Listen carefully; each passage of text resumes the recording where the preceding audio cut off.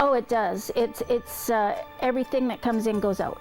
So at the beginning of January, when we're ready to go again, we have to then order to get our cupboards full. And on average now we're spending about every 5 weeks $7,000 on groceries. So, and that includes groceries for lunches. So the extra money that comes in at Christmas carries us through into the next year, so that then we start fundraising again. So it's yeah, it's so nice to see people at Christmas being generous, but the need is 12 months out of the year. It's for single people, family people, seniors, young kids living on their own, the homeless population. Like, it covers everything. So we just, again, we're not saying that you know, everybody donates so that everybody gets top notch. We're just saying we need to meet a basic need for people, just to give them some breathing space to carry on in life, because it's hard.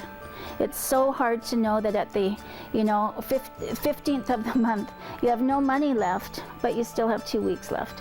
So it's, if you've never been there, you don't understand the feeling you get in the pit of your stomach when you can't provide a healthy food or any food for your child. We provide, you know, 300 lunches a week, year round. You know, we work really, really hard to make sure those needs are met. We can help with other little things that pop up, you know. You can give people all the food in the world, but if they have no place to cook it, it's kind of a moot point. So we look at those things, and we help where we can. If we have lots of money, we can do many, many, many more things that will be beneficial to the person and their family. When money is tight, we solely base our spending on food.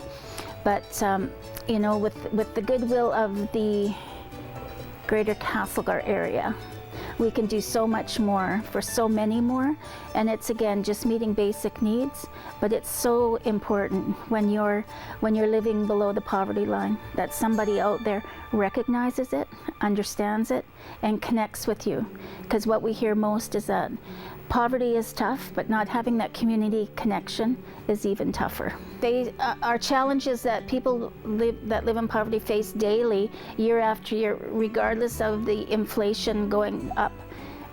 Regardless, they're you know, money poor, but they have tenacity and faith, and you know, they just know that with hard work they're going to pull through. But it's very hard to do if the community's not involved in that. And we've been doing this for just about 30 years now. And from day one, the community's been involved.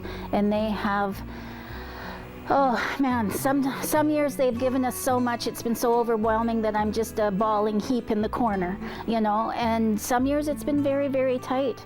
And I've had to put a call out to say, look guys, our cupboards are bare, we really need your help. And, you know, sometimes within hours, sometimes within days, the donations start coming in. And we never ask for donations if we don't need it. We just don't do that, because we know funds are tight for everyone, and we want to make sure that everyone's getting what they need, including the people that you know, are doing fine. Not everybody has disposable income. So we just try and do our best to be a low barrier agency that is willing to at least sit down and talk to you about your issues, and maybe we can make referrals and help a little bit. But if you don't even have that connection, it is isolating and scary and worrisome, and some people, you know, they feel like they failed. And what a horrible, horrible feeling to have. You know, we're in Canada, this shouldn't be happening. Money just allows us to fill in the gaps of things that are donated or that we're missing. It allows us to be more flexible with the needs of those coming in. So that's great. If not, what I tell people really is think about buying some of the things that you buy for your own family for the food bank.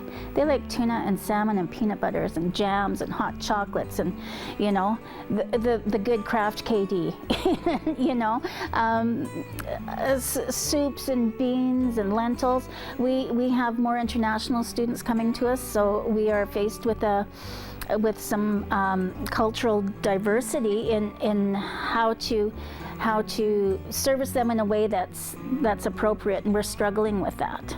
So we have to do some sit down with some of our folks and just discuss how we can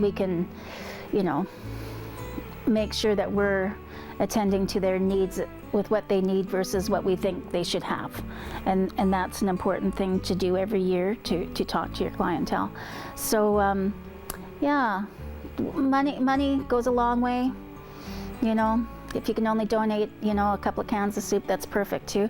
No donation is too small, no donation is too big.